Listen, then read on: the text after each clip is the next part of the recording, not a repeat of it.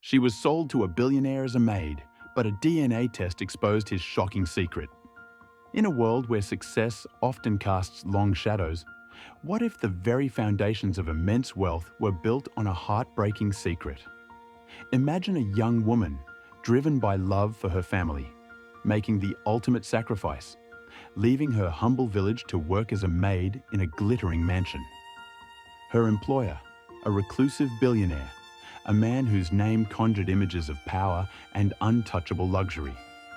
She arrives, a tiny, insignificant speck swallowed by a vibrant, overwhelming city. But the truly astonishing part isn't the opulence she finds herself in. It's the chilling, undeniable connection she shares with the man who holds her fate in his hands. A bond that neither of them suspects. Have you ever questioned the true cost of ambition, or felt the crushing weight of a family's desperation? Have you ever believed you were walking one path, only for a shocking truth to emerge, revealing a history far more complex and devastating than you could ever conceive? This isn't just a story about a girl's sacrifice for her family. It's about the profound, hidden scars left by desperate choices. It's about a wealthy man haunted by a lifetime of regret. And it's about a revelation so profound, so deeply ironic, it will challenge everything you think you know about fate and connection. This saga exposes the devastating truth of a lost childhood, a shattered love, and a destiny shaped by an unimaginable betrayal. This is the story of Zola, a poor girl from the sun-baked village of Koforidua. Her world, once filled with boundless dreams, was shrinking, compressed by the harsh realities of their existence. Her parents, Kwasi and Ajoa, good people with calloused hands, faced dire circumstances as harvests failed for 2 consecutive years. The earth, once giving, seemed to have tightened its embrace, offering only a fraction of what was needed to feed their family of 5. Zola, the eldest, saw the worry etched into her mother's brow, the silent despair in her father's stooped shoulders. Her younger siblings, Kofi and Akua, were too young to fully grasp the hunger that had become a constant companion. It was into this gnawing despair that Auntie Afia, a distant relative, introduced the arrangement. A chance for Zola to work for a wealthy family in the capital. A chance, Auntie Afia insisted, to earn enough to send money home, to uplift her family from the precipice of poverty. Zola listened, her heart a tangled knot of hope and dread. She dreamed of a different life, one filled with books and knowledge. But further education was a luxury their family couldn't afford. This arrangement felt like a chance at survival, but at what cost to her spirit?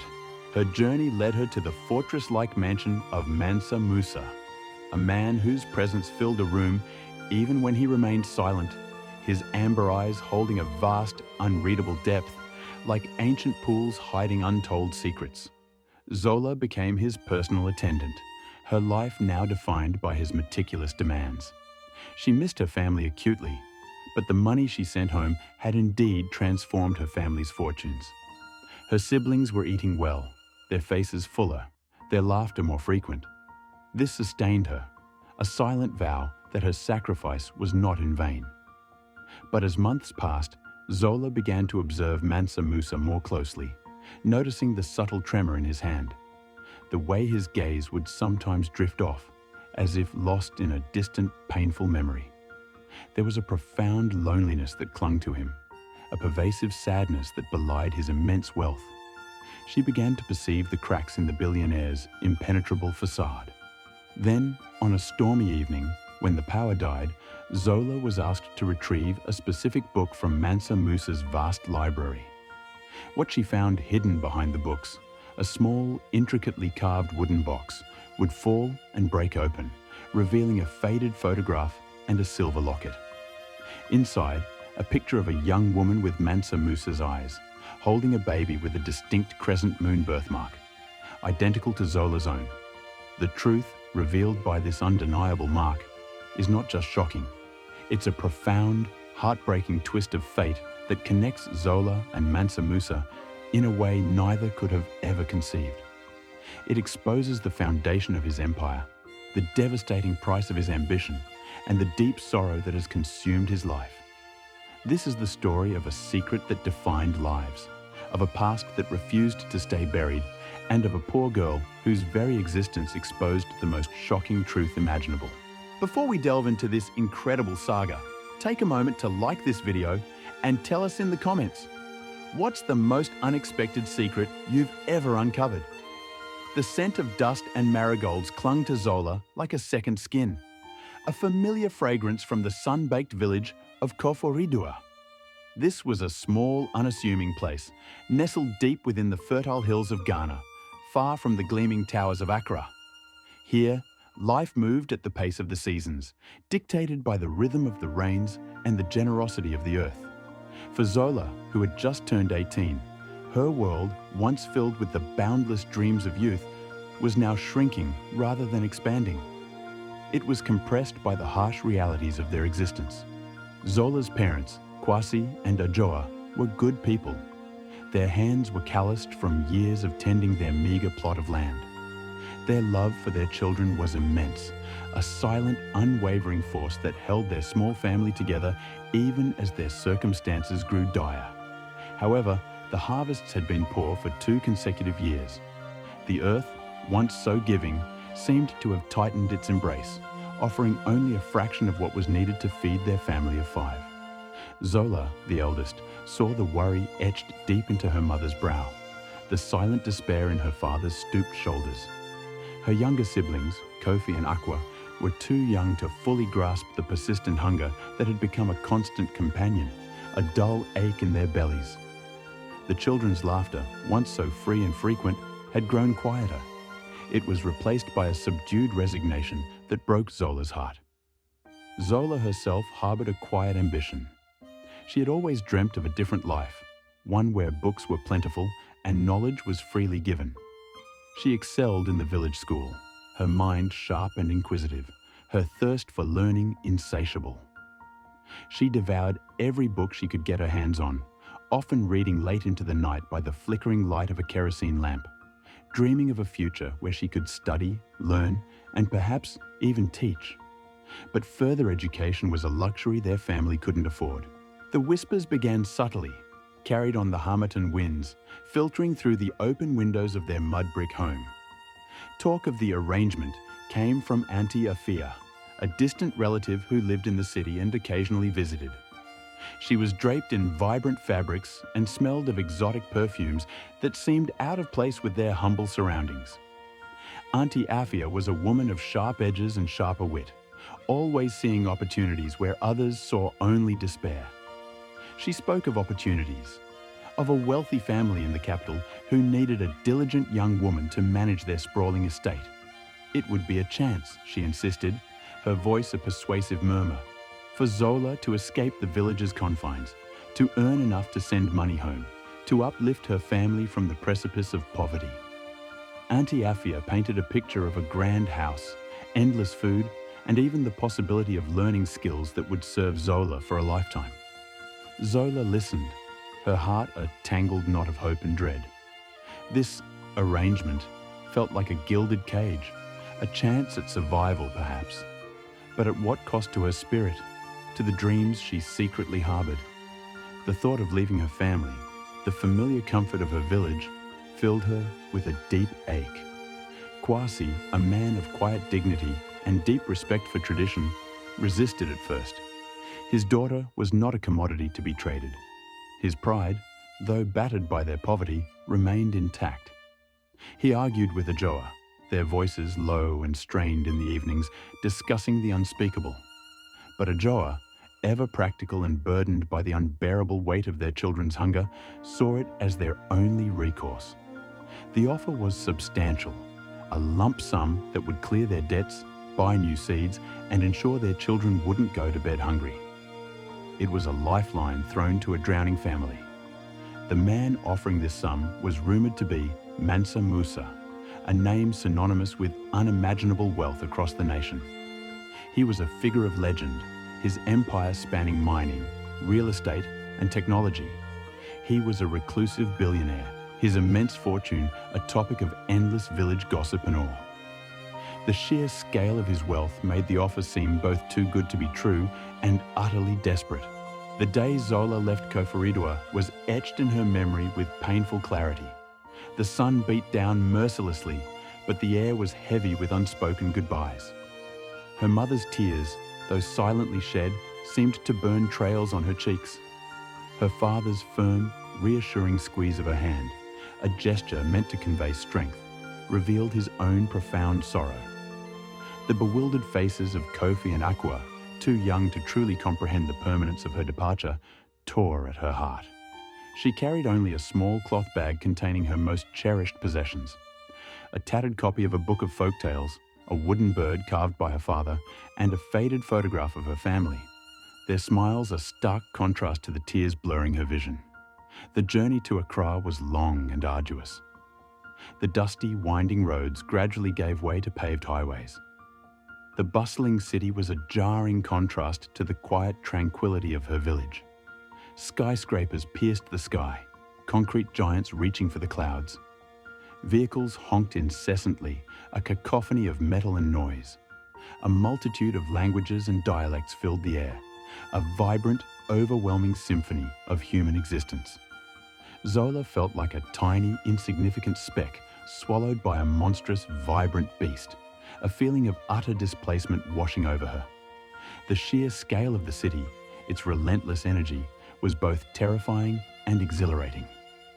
Auntie Afia, ever the shrewd negotiator, delivered her to a grand mansion. It was a fortress of gleaming marble and polished glass, surrounded by high walls, topped with barbed wire and meticulously manicured gardens.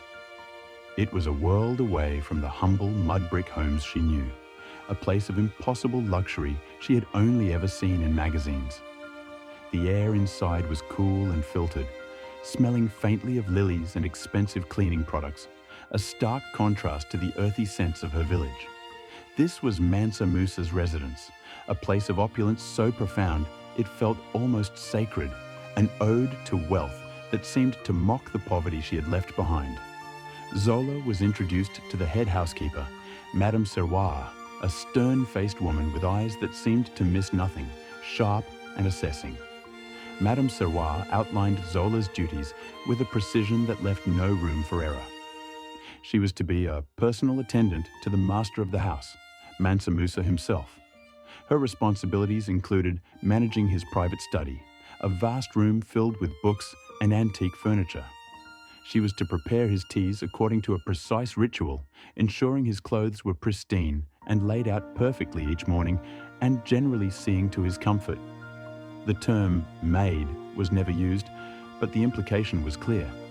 She was a servant, albeit one in a gilded cage, her life now defined by the meticulous demands of her employer. Mansa Musa was an enigma, a figure cloaked in mystery and power. He was a man of imposing stature, his presence filling a room even when he remained silent, an aura of authority preceding him. His face, though lined with age, held a certain austere handsomeness. His eyes, a piercing shade of amber, seemed to hold a vast, unreadable depth, like ancient pools hiding untold secrets. He spoke little, his commands delivered in a low, gravelly voice that brooked no argument, each word measured and deliberate. He was meticulous, demanding perfection in every task, and utterly detached, seemingly untouched by the mundane world around him.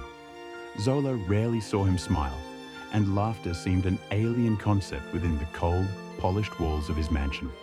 He spent most of his days in his study, immersed in books and documents, his world a solitary universe of power, ambition, and perhaps profound loneliness. Life in the mansion was a stark routine. Zola rose before dawn, the silence of the house broken only by the chirping of unseen birds. Her days were filled with endless tasks, each one meticulously performed. She cleaned, she cooked alongside Akosua, she ran errands, always under the watchful eye of Madame Serwa, who seemed to materialize silently whenever Zola least expected it. The other household staff, a small team of quiet, efficient individuals, kept to themselves, their interactions minimal, their faces largely unreadable. There was Kwame, the gardener, a wizened old man whose hands, though gnarled with age, tended the roses with a surprising tenderness. Akosua, the cook, whose delicious aromas occasionally brought a fleeting moment of comfort to Zola's weary soul, and a handful of stern-faced security guards who patrolled the perimeter with grim efficiency, their presence a constant reminder of the house's fortress-like nature. They rarely spoke of Mansa Musa, a silent agreement, a collective understanding to maintain the illusion of his impenetrable privacy, his untouchable status. Zola missed her family acutely. The occasional phone calls, brief and often crackly due to the poor village reception, were her only tenuous link to Koforidua.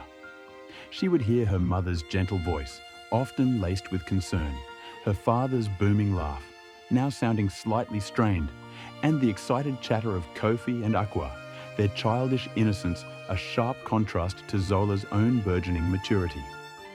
Each call was a bittersweet reminder of the life she had left behind, a life of warmth and simplicity she now viewed through a lens of profound longing. Yet she found solace in the purpose her work now served. The money she sent home had indeed transformed her family's fortunes. Her siblings were eating well, their faces fuller, their laughter more frequent.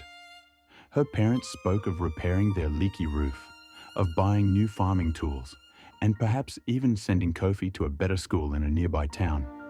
This sustained her, a silent vow that her sacrifice was not in vain, that her own silent suffering was leading to a better future for those she loved most. As months turned into a year, Zola settled into the rhythm of her life in the mansion, a life of diligent service and quiet observation. She honed her skills, anticipating Mansa Musa's needs before he even voiced them. But beyond the precise execution of her duties, Zola, with her keen perception, began to notice small details about the enigmatic man she served. She observed the subtle tremor that sometimes ran through his hand as he reached for a book, a fleeting shake that vanished as quickly as it appeared. She saw the distant gaze that would often fall upon nothing in particular, his amber eyes clouded with a faraway sadness. Sometimes, when dusting his vast study, she would find stacks of photographs turned face down on his desk, as if their images were too painful to confront. These were not the signs of a powerful, content man, but of someone burdened by an unseen weight. There was a profound, pervasive sadness that clung to Mansa Musa, like the dust motes dancing in the sunbeams that occasionally pierced the mansion's polished gloom. It was a loneliness that transcended his reclusive nature, a deep sorrow that Zola sensed beneath his formidable exterior. It was in the way he ate his solitary meals, the way he walked the empty corridors, the way he would sometimes sit for hours, staring out at the manicured gardens, a figure of immense power, yet utterly alone. He commanded respect, inspired awe, but seemed to receive no affection, nor did he offer it. Zola, herself often solitary, recognized a kindred spirit in the quiet ache that seemed to emanate from him, hinting at a hidden pain far deeper than any financial loss. One evening, the heavens opened with a violent thunderstorm. The rain lashed against the mansion's reinforced windows, the wind howled through the eaves like a mournful spirit, and the sky exploded with blinding flashes of lightning, followed by earth-shaking rumbles. Suddenly, the mansion plunged into darkness as the power grid failed, leaving only the sporadic flashes from the storm to illuminate the grand halls. Mansa Musa, usually composed, became agitated. He paced his study, a restless shadow in the gloom. He called for Zola, his voice edged with an unusual urgency. "Zola," he commanded, "go to the far wall of the library. On the second shelf from the top, find the oldest leather-bound journal. It has a brass clasp. Bring it to me." Armed with a single flickering lantern, Zola navigated the immense, cavernous library. The air was thick with the scent of old paper and wood polish. Shelves stretched to the high ceiling, filled with countless volumes. Her fingers traced the spines of ancient texts, searching for the specific journal. As she reached the designated shelf, her hand brushed against something cold and solid behind a row of seldom disturbed encyclopedias. It was a heavy, intricately carved wooden box, small but substantial, clearly hidden with intent. Curiosity tugged at her, but she remembered her duty. She found the journal and began to turn. It was in that moment of turning, a simple, everyday movement, that fate intervened. The old journal, slightly unbalanced, slipped from her grasp.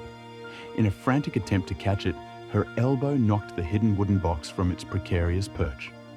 Time seemed to slow. The box tumbled, striking the polished marble floor with a sharp crack that echoed through the silent library. The impact was enough to shatter its aged wood, sending its contents scattering across the floor like forgotten memories. Zola gasped, her heart pounding. There, amidst the splinters, lay a single, faded photograph and a small, tarnished silver locket. Zola knelt, her trembling hand reaching for the photograph first. It showed a young woman, her face soft and kind, her eyes holding that same striking shade of amber as Mansa Musa's. She was holding a baby, wrapped in a blanket, looking up with wide, innocent eyes. A chill ran down Zola's spine. As she looked closer, an even more profound shock gripped her. There, on the baby's tiny exposed shoulder, was a distinct crescent moon-shaped birthmark. A mark she knew intimately, a mark she had always kept hidden beneath her clothes, on her own left shoulder. The same unique crescent moon. A cold dread seeped into her bones. The young woman in the photo had Mansa Musa's eyes. The baby had her mark. This story is unfolding in ways no one could predict. If you're as gripped as we are, hit that subscribe button to join the Grandora Stories family. And tell us, what do you think is about to be revealed? The faint light of the lantern flickered, casting distorted shadows on the library walls. Zola knelt, the faded photograph trembling in her hands, her gaze fixed on the familiar crescent moon birthmark on the baby's shoulder. Just as the terrifying realization began to form in her mind, a sharp, angry gasp cut through the silence. Mansa Musa stood framed in the doorway, his imposing figure a silhouette against the distant flashes of lightning. He had heard the crash. His eyes, usually so composed, now burned with a fierce, uncontrolled fury as they scanned the scattered contents on the floor. They landed on the photograph Zola clutched, then snapped to Zola's face, tracing the contours of her features as if seeing her for the first time. His gaze fixed on her left shoulder, even through her clothing, as if he could feel the mark there. His breath hitched. Then, a raw whisper, barely audible above the storm's roar, escaped his lips. You have the mark." An involuntary instinct took over Zola. With a hand that barely belonged to her, she pulled back the fabric of her dress, exposing her left shoulder. There, unmistakable against her skin, was the crescent moon birthmark, perfect and clear. It was a mark she had always considered hers alone, a small, private detail of her body. Now, it was a terrifying, undeniable confirmation. The suffocating silence that followed was heavier than any thunderclap. Mansa Musa's eyes, fixed on the mark, widened in a mixture of horror, disbelief, and a dawning, terrible recognition. Then, slowly, almost imperceptibly at first, Mansa Musa began to crumble. The fiery anger in his eyes faded, replaced by a profound weariness. His formidable posture slumped, his shoulders bowing under an invisible weight. He took a staggering step back, his hand rising to cover his mouth, as if to stifle a cry. The air seemed to leave his lungs in a single, ragged gasp. He sank to the floor, not in a heap, but with a defeated grace, his head bowed, his once piercing amber eyes now swimming with unshed tears.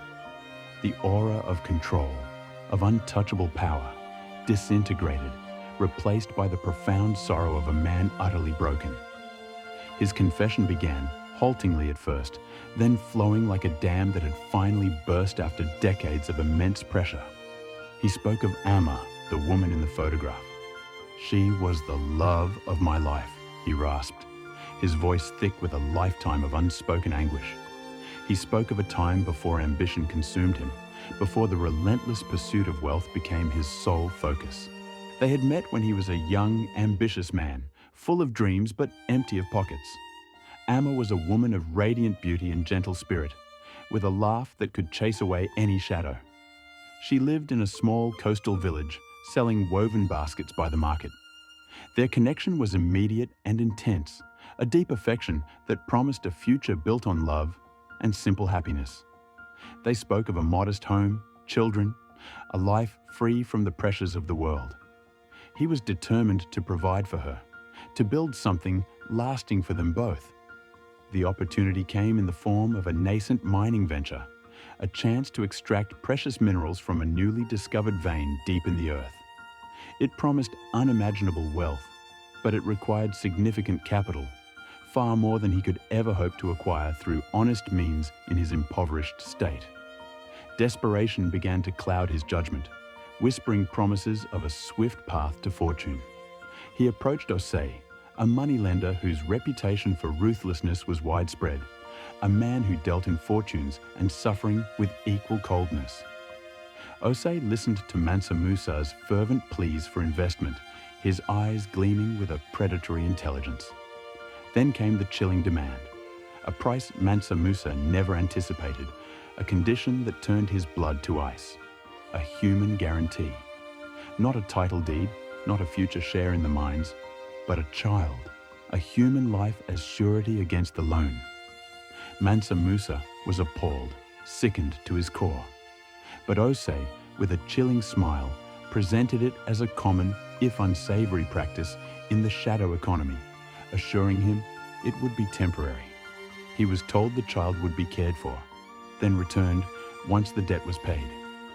In a moment of desperate delusion, believing he could reclaim his child quickly, believing he could conceal this dark transaction from Amma, Mansa Musa made the terrible, irreversible choice.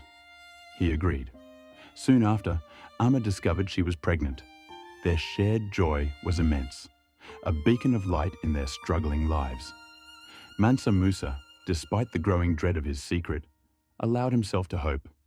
He convinced himself he would pay off the debt swiftly, retrieve their child, and Amma would never have to know the dark bargain he had made.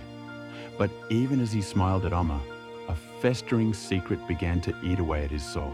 The mining venture exploded, yielding far more than he had ever dreamed. Wealth poured in, turning him into a magnate overnight. He built his empire with dizzying speed, his name becoming synonymous with power and wealth. With his fortune secured, his first thought was to reclaim his child. He went to Osei, expecting a simple exchange, money for his daughter. But Osei, cunning and cruel, had prepared for this. He produced meticulously forged adoption documents, claiming the baby girl had been given away, sold, in truth, to a family abroad, leaving no trace. He threatened to expose Mansa Musa's monstrous bargain to Amma if he ever challenged the false documents. The very foundation of his newly built empire, he realized, was balanced precariously on this devastating lie. Mansa Musa returned to Amma, his heart a hollow shell of despair. He forced the words out, a lie so profound it choked him. Their child, he told her, had been stillborn. He watched, helpless, as Amma's world shattered.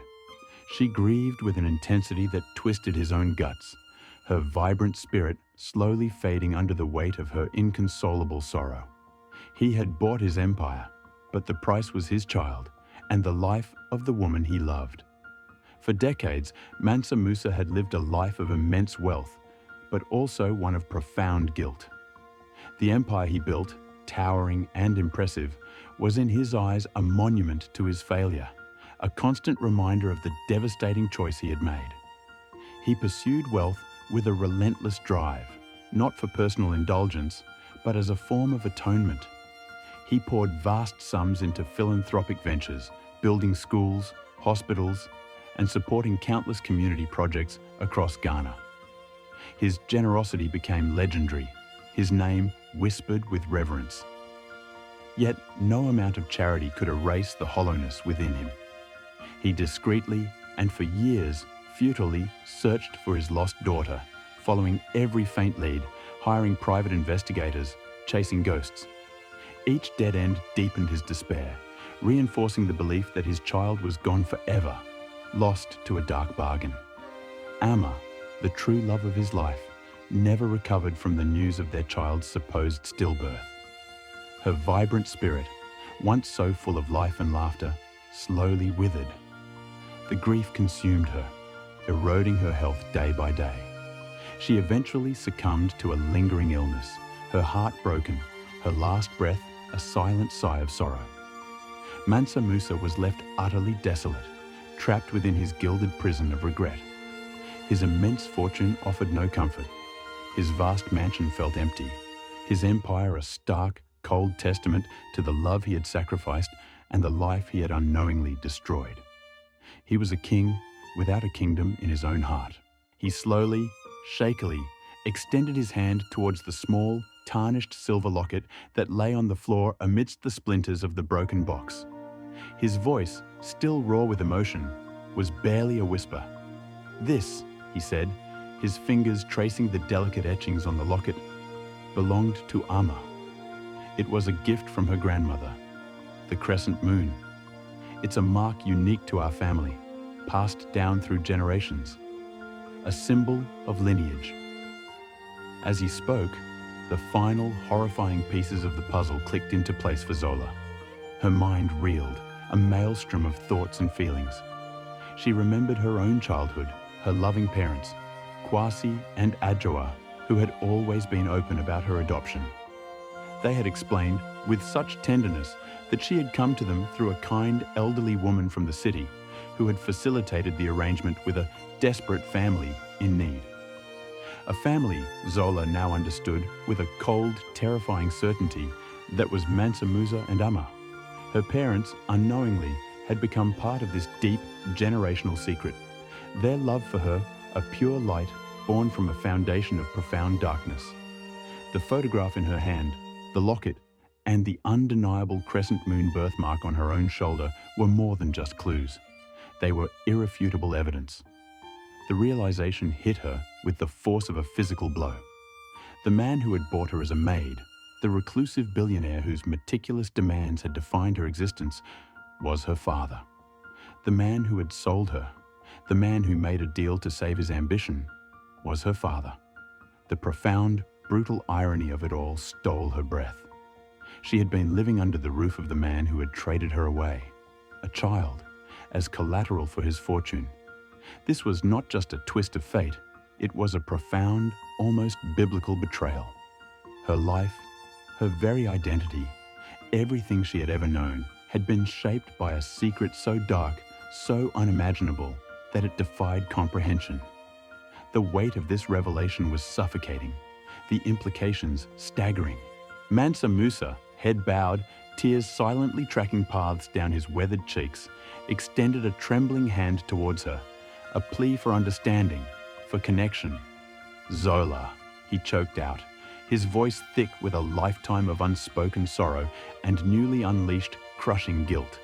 "My daughter, forgive me." But Zola could only stare, her mind reeling, a maelstrom of emotions swirling within her. Forgiveness felt like a distant, impossible concept, a luxury she could not afford, not yet. The sheer scale of the deception, the years of pain, Amma's broken heart, her own lost childhood, it was too much to process, too much to accept. The poor girl, sold to a billionaire as a maid, had just exposed his most shocking secret, not through cunning or investigation, but through the undeniable, irrefutable evidence of blood and a crescent moon. The price of his empire was more than just money. It was the stolen years of her life, the shattered heart of her mother, and the profound, unbearable weight of a truth that had finally, devastatingly come to light, destroying the carefully constructed facade of their lives. This powerful story serves as a stark reminder that some secrets are too heavy to carry, and some truths are too profound to ignore. It is a cautionary tale about the true cost of ambition, how desperate choices made in the pursuit of wealth can reverberate through generations, irrevocably altering lives and leaving a legacy of pain. It speaks to the enduring weight of hidden truths, and the way actions, however deeply buried, will always find a way to surface. In a world where success often demands a price, how far is too far? And what does forgiveness truly look like when the wounds run this deep? If this resonated with you, please give this video a thumbs up, share it with someone who needs to hear this message, and subscribe to Grandora Stories for more real-life sagas that reveal the true human spirit.